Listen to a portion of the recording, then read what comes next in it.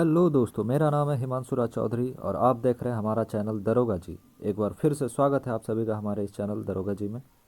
अब तक हम लोगों ने इंडियन ज्योग्राफी में चैप्टर नंबर 4 अपवाह तंत्र के 200 प्रश्नों को देख लिया है। आज हम लोग 200 से 250 प्रश्नों को देखेंगे। इसमें कुल 350 के आसपास प्रश्न हैं और हर दिन वीडियो आते रहता है। आप सभी अगर उस वीडियो को नहीं देखे हैं तो डिस्क्रिप्शन में लिंक दिया हुआ है और हमारे चैनल पर प्लेलिस्ट भी बने हुए हैं, आप सभी वहां से जाकर देख सकते हैं। अगर आप हमारे चैनल पर नए हैं तो हमारे चैनल को सब्सक्राइब जरूर कर लें और इसे अपने दोस्तों के साथ शेयर करना बिल्कुल ना भूलें। आइए देखते हैं आज के उन प्रश्नों को। चूँकि प्रश्न काफ़ी ज़्यादा इम्पोर्टेंट है तो आप सभी से एक आग्रह है, आप सभी नोटबुक और पेन लेकर जरूर बैठे और हमारे द्वारा कराए गए सभी प्रश्नों को नोट करते जाएं। हमारे द्वारा कराए गए डिस्कशन को अच्छे से सुने, जिससे कि आगे के प्रश्नों को आप आसानी से बना सकें। आइए करते हैं शुरुआत। आज का प्रश्न, पहला प्रश्न है 201। आगरा किस नदी के किनारे अवस्थित है? आपके ऑप्शन इस प्रकार हैं। Option number A Yamuna, B Mandavi, C Ganga या फिर डी कृष्णा।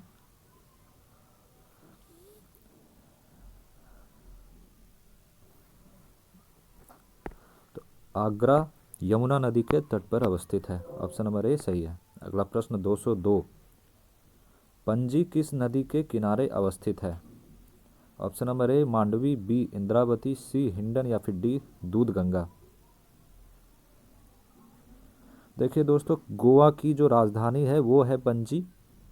कर्नाटक से निकलने वाली मांडवी नदी के तट पर बसा हुआ है। मांडवी कर्नाटक से गोवा होते हुए गोवा तट पर अपना जल गिराती है। इसका सही आंसर है option number A Mandvi.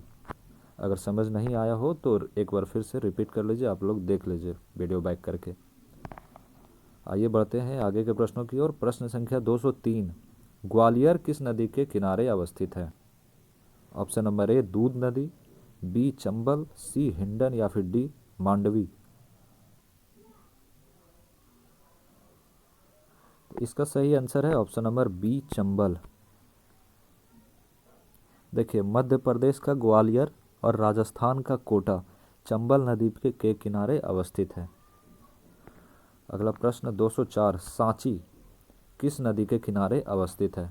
Option number A Ramganga, B Betwa, C Musi या फिर D Shipra.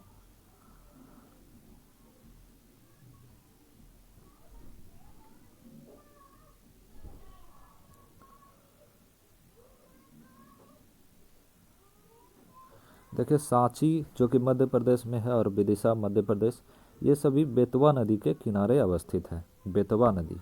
Option number B सही है। अगला प्रश्न 205। मदुरै किस नदी के किनारे अवस्थित है? Option number A Vaigai, B Hindon, C Periyar या फिर डी चंबल।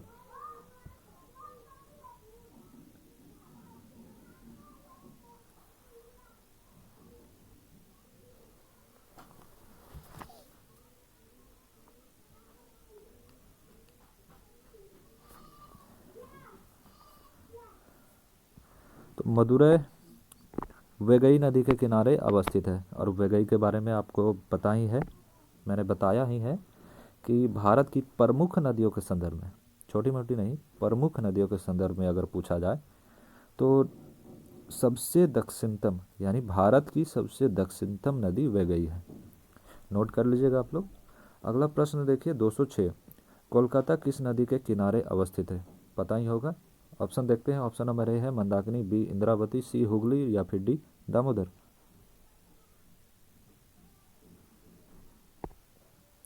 कंफ्यूज नहीं करना है। इसका सही आंसर है option number C Hooghly. Damodar के बारे में थोड़ा सा आप लोग बताइए तो कमेंट में। देखते हैं डिस्कशन आप लोगों ने बढ़िया से देखा है कि नहीं। अगला प्रश्न 207। मथुरा किस नदी के किनारे अवस्थित है? Option number A Yamuna, B Hindon, C Ganga या फिर डी पेरियार।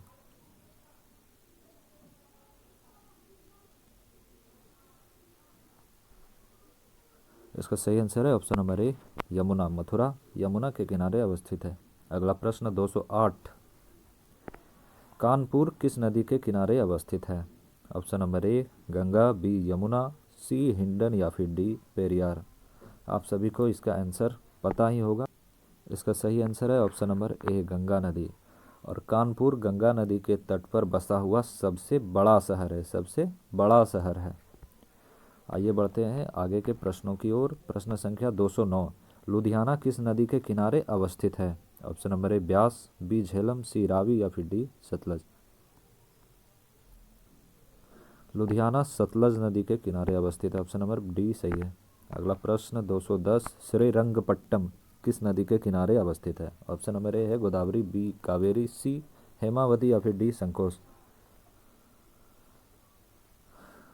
तो श्रीरंगपट्टम जो कि केरल में है, कावेरी नदी के तट पर अवस्थित है, ऑप्शन नंबर बी इसका सही है।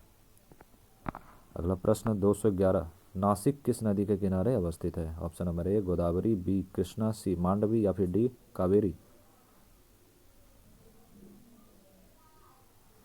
तो दोस्तों नासिक जो कि महाराष्ट्र में है, गोदावरी नदी के तट पर अवस्थित है, ऑप्शन नंबर ए सही है।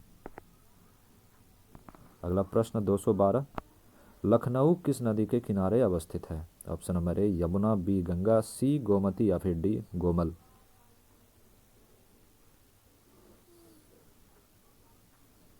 और इसका सही आंसर है option number C Gomti. Lucknow Gomti नदी के किनारे अवस्थित है। अगला प्रश्न 213, अहमदाबाद किस नदी के किनारे अवस्थित है? Option number A Sabarmati, B Narmada, C Mandavi या फिर डी मूसी। आप सभी ने इसका आंसर दे ही दिया होगा, ऐसा उम्मीद है हमें। इसका सही आंसर है ऑप्शन नंबर ए साबरमती। अगला प्रश्न 214, गांधीनगर किस नदी के किनारे अवस्थित है? ऑप्शन नंबर ए है साबरमती, बी नर्मदा, सी मांडवी या फिर डी मूसी। इसका सही आंसर है ऑप्शन नंबर ए साबरमती। अगला प्रश्न 215, तीस्ता नदी के संदर्भ में निम्नलिखित कथनों पर विचार कीजिए। चलिए करते हैं विचार। देखिए पहला क्या बोल रहा है, तीस्ता नदी का उद्गम वही है जो ब्रह्मपुत्र का है, लेकिन यह सिक्किम से होकर बहती है। नहीं, ऐसा नहीं है। देखिए तीस्ता नदी का जो उद्गम है तिब्बत के मानसरोवर झील के चोंग युंग छो हिमनद से होता है, चोंग युंग छो हिमनद से। और ब्रह्मपुत्र नदी का उद्गम तिब्बत के मानसरोवर झील के चेम युंग दुंग हिमनद से होता है, चेम युंग दुंग। तो एक कैसे हुआ? तो ये तो हो गया, गड़बड़ा गया, ये गलत है।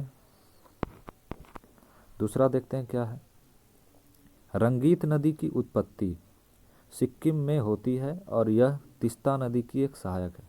यह बिल्कुल सही है। अगला देखें, तीस्ता नदी भारत एवं बांग्लादेश की सीमा पर बंगाल की खाड़ी में जा मिलती है। बिल्कुल नहीं, ये भी गलत है। यानी कि इसका सही आंसर हो जाएगा केवल 2, बी सही है। अगला प्रश्न है 216, चेन्नई से कोलकाता की यात्रा सड़क मार्ग, न्यूनतम दूरी भी दिया हुआ है यहाँ पर।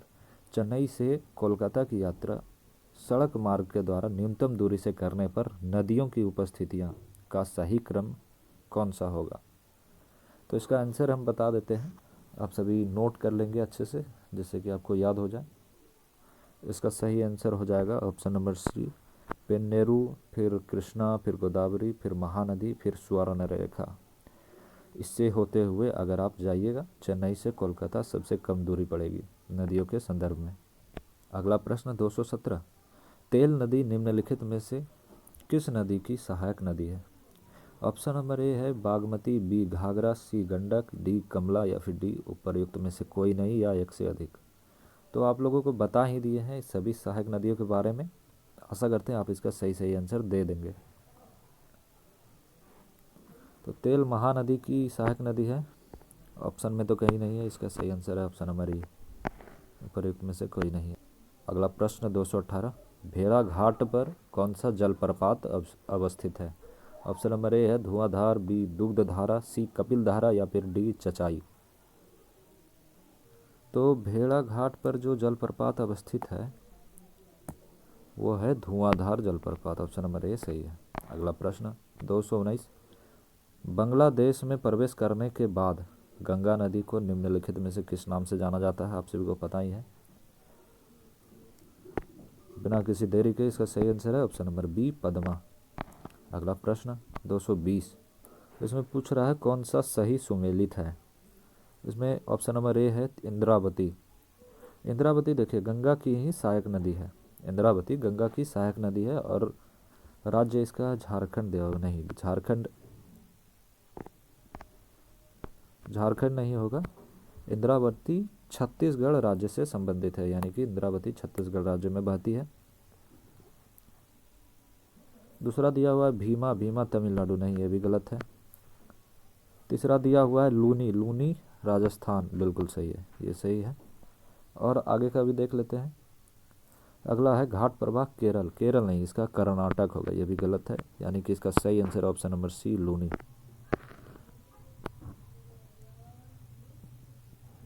अगला प्रश्न 221, हाल ही में निम्नलिखित नदियों में से किनको जोड़ने का कार्य किया गया था।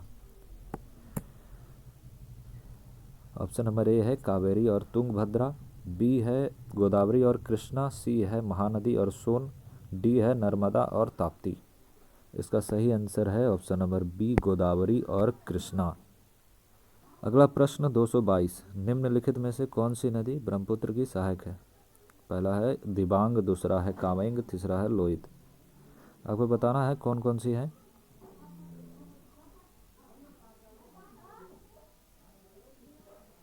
तो इनमें दिबांग, कामेंग, लोहित ये सभी ब्रह्मपुत्र की सहायक नदी है। ऑप्शन नंबर डी सही है, 1 2 3। अगला प्रश्न 223, निम्न में से किस स्थान पर अलकनंदा तथा भगीरथी का संगम होता है। पहले भी संगम से हम लोगों ने प्रश्न देख लिया है, जल्दी जल्दी बताइए इसका सही आंसर क्या है।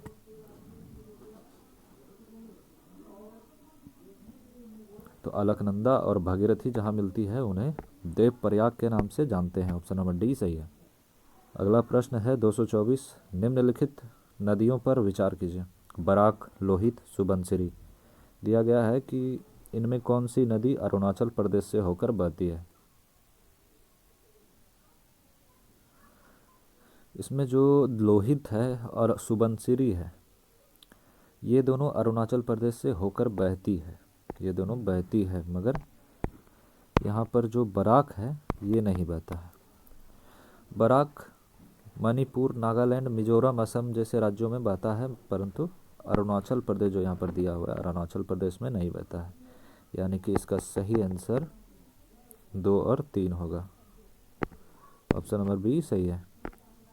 अगला प्रश्न 225 दिया हुआ है यहाँ पर कथन ए, पश्चिमी घाट की नदियाँ डेल्टा का निर्माण नहीं करती है, जिसका कारण यहाँ पर दिया हुआ है आर, वे छोटे मार्ग से तीव्र गति से कड़ी यानी कि कठोर चट्टानों के ऊपर से प्रवाहित होती है।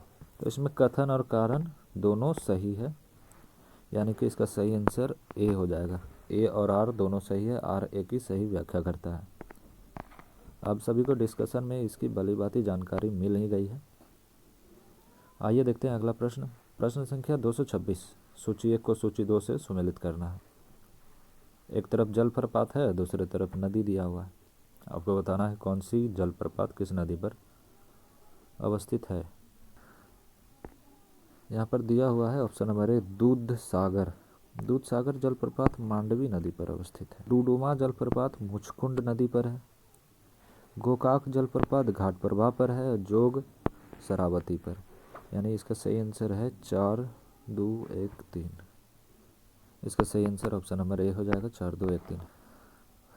अगला प्रश्न 227, नर्मदा नदी पश्चिम की ओर बहती है जबकि अधिकांश अन्य प्रायद्वीपीय बड़ी नदियां पूर्व की ओर बहती है, ऐसा क्यों है। देखते हैं।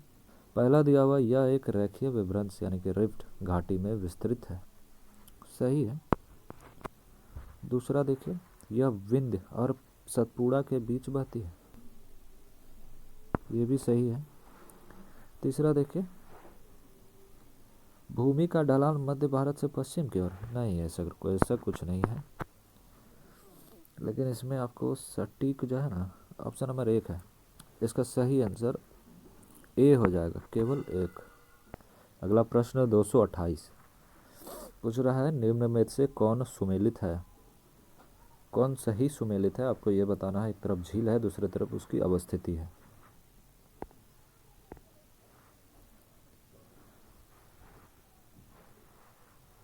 पहला दिया हुआ है लोनार। लोनार मध्य प्रदेश है क्या? बिल्कुल नहीं, लोनार जो है महाराष्ट्र में है।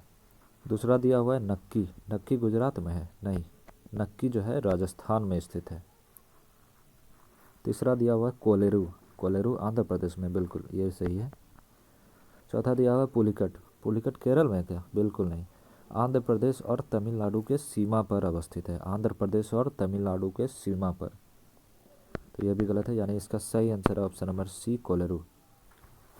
अगला प्रश्न 229। तिब्बत में उत्पत्ति पाने वाली ब्रह्मपुत्र, इरावदी और मेकांग नदियाँ अपने ऊपर पाटों में संकीर्ण और समानांतर पर्वत श्रेणियों से होकर प्रवाहित होती है। इन नदियों में ब्रह्मपुत्र भारत में प्रविष्ट होने से ठीक पहले अपने प्रवाह में एक यू टर्न लेती है। यह यू टर्न क्यों लेती है, या यू टर्न क्यों बनता है, ये बताना है आपको। इसका सही आंसर आप लोग नोट कर लीजिएगा, ऑप्शन नंबर बी है, भूवैज्ञानिकीय तरुण हिमालय के अक्ष संघीय नमन के कारण। अगला प्रश्न 230। नदियों की लंबाई के आरोही क्रम में गोदावरी, महानदी, नर्मदा और ताप्ती का सही अनुक्रम करना है।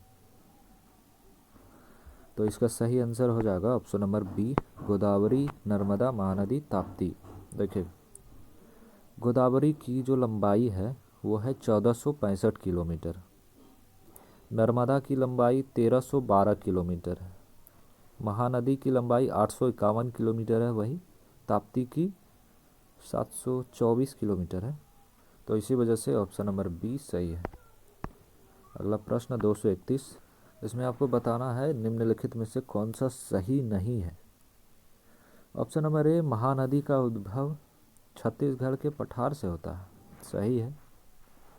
अगला है ऑप्शन नंबर बी, गोदावरी नदी का उद्भव महाराष्ट्र में होता है, ये भी सही है। ऑप्शन नंबर सी है, कावेरी नदी का उद्भव आंध्र प्रदेश में होता है, नहीं ये गलत है, यानी कि इसका सही आंसर सी हो जाएगा। कावेरी नदी का उद्भव जो है ना, कर्नाटक के ब्रह्मगिरी पहाड़ी से होता है, कर्नाटक के ब्रह्मगिरी पहाड़ी से। अगला भी देख लीजिए, डी, ताप्ती नदी का उद्भव मध्य प्रदेश में होता है, सही है। अगला प्रश्न 232। कयाल क्या है? ऑप्शन नंबर ए, तराई मैदान, बी, गंगा डेल्टा, सी, दक्कन पठार की रेगुड़, या फिर डी, केरल के लैगून।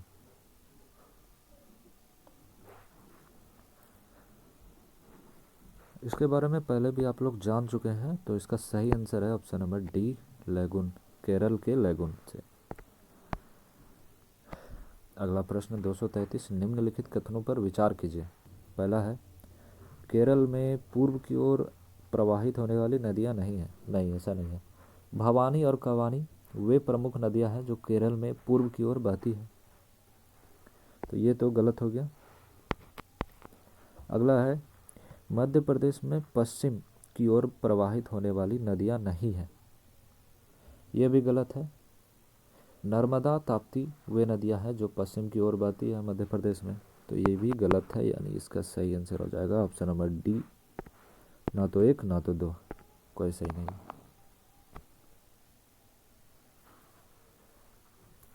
अगला प्रश्न 234। खारी नदी जिस अपवाह तंत्र का अंग है वह है? ऑप्शन नंबर ए, अरब सागरीय, बी, आंतरिक अपवाह, सी, अनिश्चित अपवाह, या फिर डी, बंगाल की खाड़ी। इसका सही आंसर है ऑप्शन नंबर डी, बंगाल की खाड़ी। देखिए ये किस प्रकार है। खाड़ी जो है ना, चंबल की सहायक नदी है। खाड़ी चंबल की सहायक नदी है, और चंबल यमुना की, यमुना गंगा की, और गंगा का तो पता ही है अपना जल बंगाल की खाड़ी में गिराती है। तो इस प्रकार खाड़ी नदी का अपवाह तंत्र बंगाल की खाड़ी से संबंधित है, इसकी इसीलिए इसका सही आंसर जो है बंगाल की खाड़ी हो जाता है। अगला प्रश्न है 235। कथन दिया हुआ है, काली नदी भारत के दक्षिणी भाग में पूर्व की ओर बहने वाली नदी है, नहीं ऐसा नहीं है, ये गलत है। देखिए, पश्चिम की ओर अरब सागर में यह अपना जल गिराती है, तो पूर्व की ओर कैसे होगी? कारण देखिए, कारण क्या दिया हुआ है, दक्कन पठार अपने पश्चिमी किनारे पर उच्चता पर है, और पूर्व में बंगाल की खाड़ी की दिशा में उसकी मंद प्रवणता है। ये सही है। तो यहाँ पर कथन जो है गलत है, कारण इसका सही है, यानी कि इसका सही आंसर ऑप्शन नंबर डी हो जाएगा।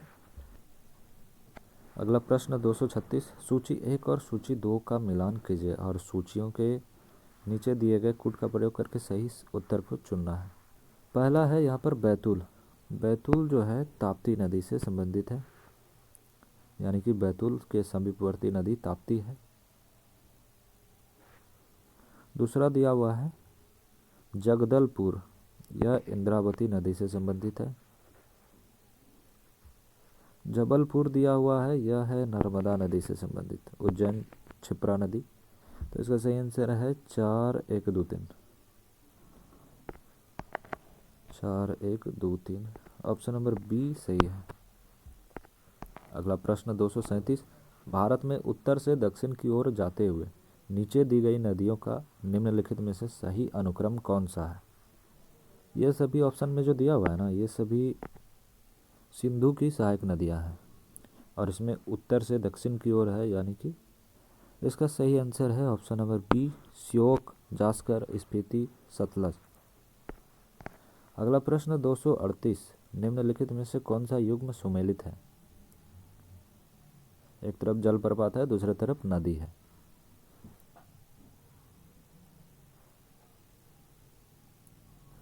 देखिए पहला दिया हुआ है कपिलधारा जलप्रपात, गोदावरी नदी पर नहीं, नर्मदा नदी पर है, ये गलत है। दूसरा जोग प्रपात यानी जोग जलप्रपात श्रावती नदी पर, बिल्कुल सही है। तीसरा है शिव समुद्रम जलप्रपात कावेरी नदी, ये भी सही है, यानी इसका सही आंसर है ऑप्शन नंबर बी, ये 2 और 3 दोनों। 239 है गंगा नदी उदाहरण है, पहले भी सबको। अगला प्रश्न 239, गंगा नदी उदाहरण है। देखिए इसके संदर्भ में आपको जानकारी होगा ही, क्योंकि सबसे पहले वीडियो में इसी के बारे में अच्छे से डिस्कस किया गया था। फिर भी बता देते हैं, अगर आप लोगों ने वो वीडियो नहीं देखा है तो देख लीजिएगा, ऐसे यहाँ भी काम चलाने तक बता देते हैं। गंगा पूर्ववर्ती अफवाह का उदाहरण है, ऑप्शन नंबर ए सही है, यानी कि पूर्ववर्ती नदियाँ वैसी नदियाँ हैं जो हिमालय के निर्माण से पूर्व से ही बह रही है। अगला प्रश्न 240, गंगा की जलोढ़ मृदा की गहराई भूमि सतह के नीचे कितनी है। इसका सही आंसर है ऑप्शन नंबर ए, 6000 मीटर तक होती है। अगला प्रश्न 241, निम्नलिखित कथनों पर विचार करना है, फिर सही उत्तर चुनना है। देखिए क्या दिया हुआ है। पहला है देवप्रयाग अलकनंदा एवं भगीरथी नदी के संगम पर स्थित है, बिल्कुल सही है। अगला दिया हुआ है रुद्रप्रयाग अलकनंदा एवं मंदाकिनी नदी के संगम पर अवस्थित है, यह भी सही है। तीसरा है अलकनंदा नदी बद्रीनाथ से बहती है, यह भी सही है। चौथा है केदारनाथ आदि शंकराचार्य द्वारा स्थापित सबसे बड़ी पीठ के रूप में मानी जाती है, नहीं केदारनाथ नहीं है, बद्रीनाथ, द्वारका, पुरी, रामेश्वरम ये सभी थे जो आदिगुरु शंकराचार्य द्वारा स्थापित थे, इनमें केदारनाथ शामिल नहीं था। तो इसका सही आंसर हो जाएगा 1 2 3, 4 तो गलत हो गया, यानी इसका सही आंसर है ऑप्शन नंबर ए 1 2 3। अगला प्रश्न 242, भागीरथी नदी कहाँ से निकलती है, आपको यह बताना है। ऑप्शन नंबर ए है गोमुख से, बी गंगोत्री से, सी तपोवन से, या फिर डी विष्णु प्रयाग से। इसका सही आंसर है ऑप्शन नंबर ए गोमुख हिमालय से। अगला प्रश्न 243, निम्नलिखित में से किस नदी के तट पर बद्रीनाथ का प्रसिद्ध मंदिर स्थित है। ऑप्शन नंबर ए है अलकनंदा, बी भागीरथी, सी मंदाकिनी, या फिर डी गंगा।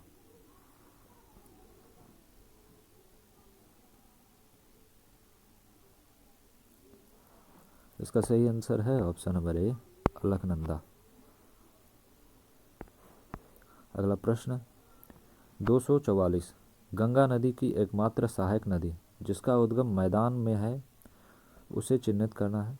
इसके बारे में पता ही होगा आपको, डिस्कशन में अगर आप लोगों ने अच्छे से सुना होगा, पहले भी मैंने बताया है कि गंगा की लगभग सभी सहायक नदियाँ पर्वतीय क्षेत्र से ही निकलती है। केवल एकमात्र वो सहायक नदी जो मैदान से निकलती है वो है गोमती, यानी इसका सही आंसर है ऑप्शन नंबर सी, गोमती। अगला प्रश्न 245, इनमें गंगा की कौन सी सहायक नदी उत्तर वाहिनी है, यानी कि गंगा की वो सहायक नदी जो उत्तर की ओर बहती है, उत्तर की ओर बहती है, ना कि उत्तर की ओर स्थित है। तो ध्यान से देख के आपको इसका आंसर चुनना है। ऑप्शन नंबर ए है कोसी, बी घाघरा, सी सोन या फिर डी गंडक।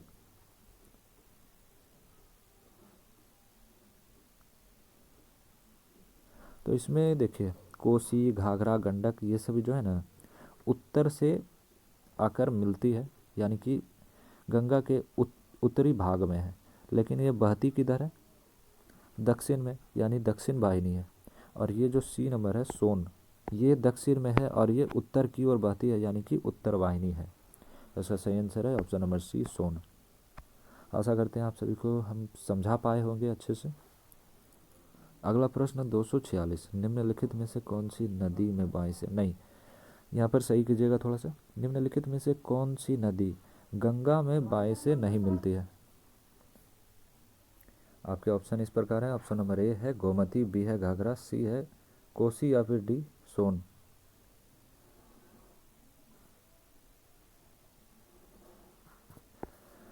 तो इसका सही आंसर है ऑप्शन नंबर डी, सोन नदी। ये दाहिने तट पर मिलती है गंगा से, अन्य सभी गोमती, घाघरा, कोसी ये सभी गंगा से बाएं तट पर आकर मिलती है। दाएं बाएं इतना तो पता ही होगा आप सभी को। अगला प्रश्न है 247, कौन सी श्रेणी यमुना और सोन के मध्य जल द्विभाजक का कार्य करती है। ऑप्शन नंबर ए है भांडेर, बी कैमूर, सी मैकल या फिर डी मुकुंदवारा।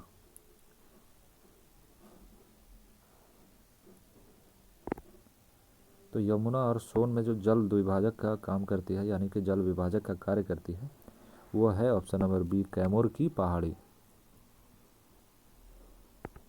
अगला प्रश्न 248, निम्नलिखित में से किस नदी का जल ग्रहण क्षेत्र सर्वाधिक है, यानी कि सबसे बड़ी नदी वो होगी और उसके सहायक नदियाँ भी बहुत ज़्यादा होंगे।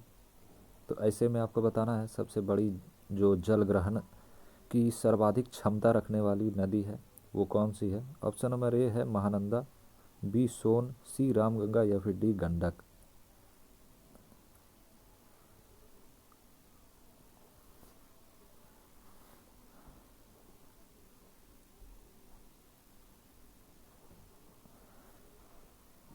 तो इसका सही आंसर होगा ऑप्शन नंबर बी, इनके संदर्भ में, क्योंकि इन सभी में सबसे लंबी नदी सोन नदी है।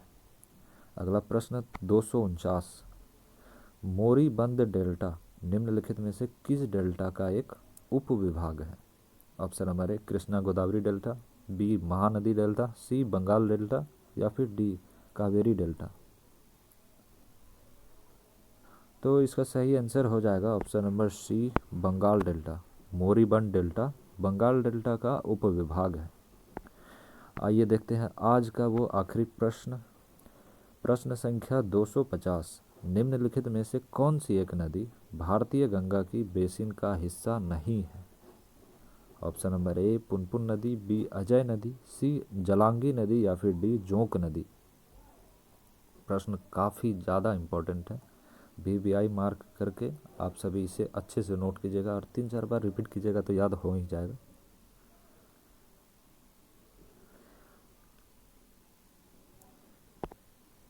तो इसका सही आंसर जो है ना ऑप्शन नंबर डी है जोंक नदी। जोंक नदी महानदी बेसिन के अंतर्गत आती है और पुनपुन नदी, अजय नदी, जलांगी नदी ये सभी गंगा नदी बेसिन के अंतर्गत आती है। इसी के साथ आज का ये प्रश्नों का सिलसिला होता है समाप्त। आशा करते हैं आप सभी को हमारा ये वीडियो बेहद पसंद आया होगा। अगर अच्छा लगा हो तो लाइक कमेंट ज़रूर करें और अपने दोस्तों के साथ शेयर करना बिल्कुल ना भूलें। बने रहें हमारे साथ इसी तरह। लेते हैं आपसे विदा, तब तक के लिए धन्यवाद। आप देख रहे थे हमारा चैनल दरोगा जी और मैं था आपके साथ हिमांशु राज चौधरी।